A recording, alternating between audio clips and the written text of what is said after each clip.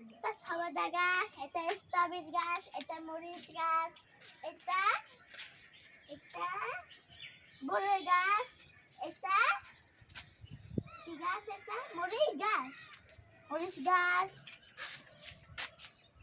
এটা বড়ই গাছ, আমড়ার গাছ, ডালিম গাছ, আতা গাছ, আম গাছ, জাম গাছ। এই গাছের নাম কি? হ্যাঁ,